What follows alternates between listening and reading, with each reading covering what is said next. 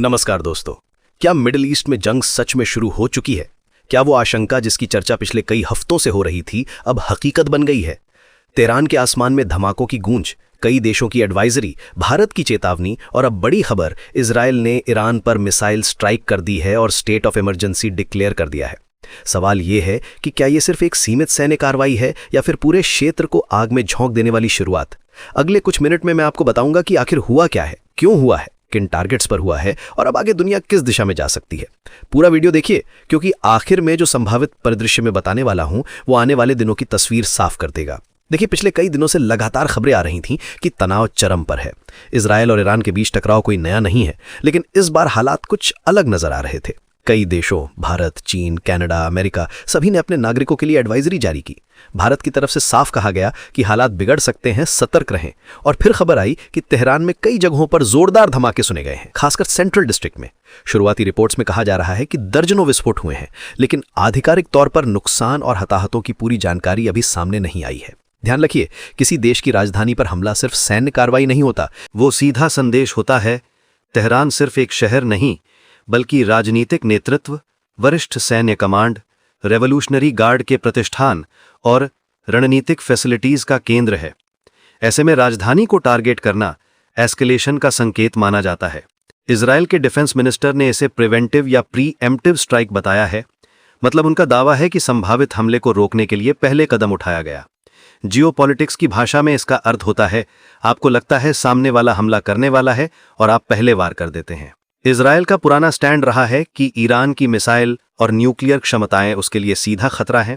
संभावित टारगेट्स में आमतौर पर 3 श्रेणियां चर्चा में रहती हैं: न्यूक्लियर इंफ्रास्ट्रक्चर, मिसाइल और ड्रोन फैसिलिटीज और कमांड स्ट्रक्चर। हालांकि अभी आधिकारिक तौर पर यह स्पष्ट नहीं है कि इस बार किन किन ठिकानों को निशाना बनाया गया।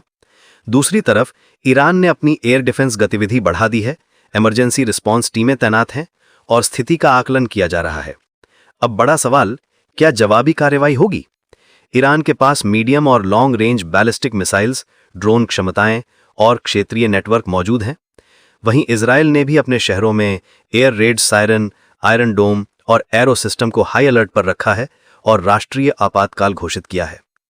यहां एक और फैक्टर है, यूनाइटेड स्टेट्स की क्षेत्रीय मौजूदगी। पिछले महीनों में खाड़ी क्षेत्र में अमेरिकी नौसैनिक और वायु संसाधनों की तैनाती बढ़ी थी और कई लॉन्ग टर्म बेस पहले से मौजूद थे। हालांकि स्ट्राइक में सीधे तौर पर अमेरिका की भागीदारी की पुष्टि नहीं है, लेकिन अगर स्थिति बढ़ती है तो समीकरण बदल सकते हैं। अब संभावित परिदृश्य समझिए। पहला, सीमित जवाबी कार्यवाही और फिर बैक चैनल बातचीत। दूसरा, मिसाइल और ड्रोन हमलों का चक्र जिससे क्षेत्रीय संघर्ष तेज हो। तीसरा, दबाव के जरिए कूटनीतिक समाधान की कोशिश। फिलहाल सबसे महत्वपूर्ण बात है आधिकारिक पुष्टि और विश्वसनीय स्रोतों पर भरोसा। शुरुआती घंटों में जानकारी अधूरी और बदलती रहती है, इसलिए किसी भी निष्कर्ष पर पहुंचने से पहले ठोस अपडेट का इंतजार जरूरी है। आने वाले 24 से 48 घंटे निर्णायक हो सकते हैं। क्या यह सीमित ऑपरेशन रहेगा या व्यापक टकराव की ओर बढ़ेगा? आप अपनी राय कमेंट में जरूर बताएं। क्या हालात कूटनीति की ओर जाएंगे या सैन्य जवाबी कार्रवाई तेज होगी? वीडियो को लाइक और शेयर जरूर करें ताकि सही और संतुलित जानकारी ज्यादा से ज्यादा लोगों तक पहुंचे, और चैनल को सब्सक्राइब कर लीजिए, क्योंकि जो भी आधिकारिक और महत्वपूर्ण अपडेट आएगा हम आपको सबसे पहले और साफ शब्दों में समझाएंगे। क्या ये टकराव सीमित रहेगा? क्या बैक चैनल डिप्लोमेसी पर्दे के पीछे काम कर रही है, या फिर हम एक ऐसे दौर में प्रवेश कर चुके हैं जहां डिटरेंस की जगह डायरेक्ट कॉन्फ्रंटेशन ले सकता है? इतिहास गवाह है, कई बार युद्ध की शुरुआत अचानक नहीं बल्कि छोटे छोटे कदमों की श्रृंखला से होती है, और कई बार अंतिम क्षणों ने बातचीत हालात बदल देती है।